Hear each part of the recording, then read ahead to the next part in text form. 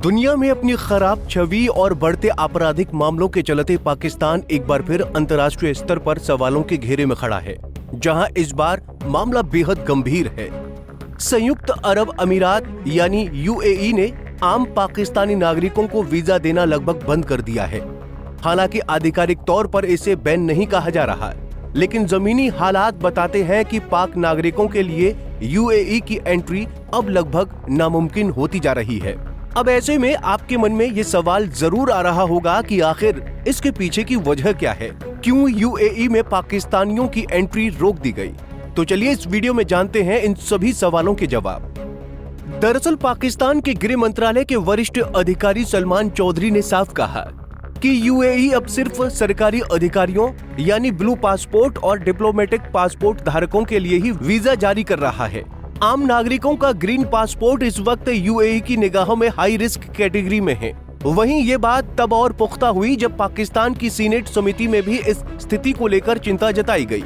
अधिकारियों ने स्वीकार किया कि यूएई ने पिछले कुछ महीनों में वीजा मंजूरी की दर को बेहद कम कर दिया है। कई मामलों में तो वीजा आवेदन पर सीधा रिजेक्शन मिल रहा है।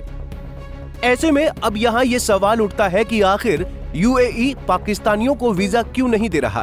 तो आपको बता दें कि इसके पीछे कई कारण एक साथ जुड़कर इस संकट की असल वजह बने हैं। यूएई पाकिस्तानियों को वीजा क्यों नहीं दे रहा? एक, बढ़ते अपराध और अवैध गतिविधियां। यूएई ने खुलकर बताया कि बड़ी संख्या में पाक नागरिकों के खिलाफ अपराधों की शिकायतें सामने आ रही हैं। चोरी, धोखाधड़ी और गैर कानूनी गतिविधियों में पाकिस्तानियों की संलिप्तता बढ़ी है। इससे यूएई की सुरक्षा एजेंसियों में गहरी चिंता पैदा हुई है। 2, अपराध और भीख मांगने के मामले। यूएई की सड़कें और धार्मिक स्थलों पर भीख मांगने वाले लोगों में पाकिस्तानियों की संख्या बढ़ रही थी। कई लोग टूरिस्ट वीजा पर जाकर भीख मांगने का काम कर रहे थे, जिससे देश की छवि खराब हो रही थी। अधिकारियों ने बताया कि यह संगठित तरीके से होने लगा था। 3, फर्जी दस्तावेज और संदिग्ध प्रोफाइल। एआई आधारित वीजा सिस्टम ने कई आवेदकों के दस्तावेजों को संदिग्ध पाया है।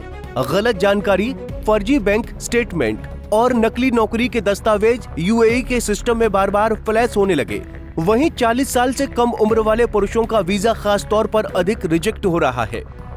वहीं पाकिस्तानी अधिकारी खुद मान रहे हैं कि अगर यूएई ने आधिकारिक बैन लगाया तो इसे हटाना आसान नहीं होगा। इसीलिए वो अभी अनऑफिशियल सख्ती अपना रहा है ताकि मौके पर हालात को काबू में रखा जा सके। हालांकि इस कदम से पहली बार यूएई जाने वालों को परेशानी का सामना करना पड़ रहा है। पहली बार यूएई जाने वालों की मुश्किलें बढ़ी। डॉन की रिपोर्ट बताती है कि पहली बार यूएई जाने वालों के 70 से 80% वीजा रिजेक्ट हो रहे हैं। वहीं जिनके परिवार यूएई में हैं, उन्हें थोड़ा फायदा है। इसके अलावा जिनकी उम्र 20 से 40 के बीच है, उनके आवेदन पर अतिरिक्त जांच की जा रही है। वहीं इस मामले में ट्रैवल एजेंसियां भी कुछ नहीं कर पा रही। लाहौर के कई युवाओं ने शिकायत की कि दुबई घूमने के लिए दिया गया वीजा लगातार ठुकराया जा रहा है। वहीं ये सिर्फ यूएई नहीं, कई देशों की नजर में भी पाकिस्तानी पासपोर्ट हाई रिस्क में है। कई देशों की नजर में Pakistani passport high risk. Pakistani passport दुनिया के सबसे कमजोर पासपोर्ट की लिस्ट में लगातार शामिल रहता है। हाल ही में भारत ने पाकिस्तान के लिए सभी वीजा सेवाएं बंद की हैं। इजराइल में भी आम पाकिस्तानी नागरिक का प्रवेश लगभग नामुमकिन है। लीबिया, सूडान जैसे देशों में भी वीजा मिलना बेहद कठिन है। ऐसे में ये स्थिति दिखाती है कि पाकिस्तान की अंतर्राष्ट्रीय साख लगातार गिर रही है, क्योंकि यूएई पाकिस्तान का बड़ा आर्थिक साझेदार रहा है। लाखों पाकिस्तानी वहां काम करते हैं और अरबों डॉलर का रेमिटेंस हर साल पाकिस्तान भेजा जाता है। ऐसे में वीजा सख्ती पाकिस्तान के लिए एक बड़ा झटका साबित हो सकती है।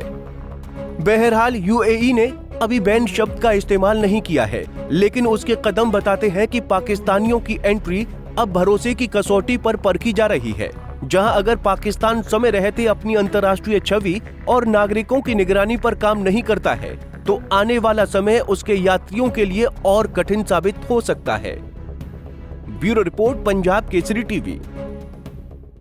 हमसे जुड़े रहने के लिए हमारे YouTube चैनल को सब्सक्राइब करें और नई वीडियो की नोटिफिकेशन के लिए बेल आइकॉन को दबाएं।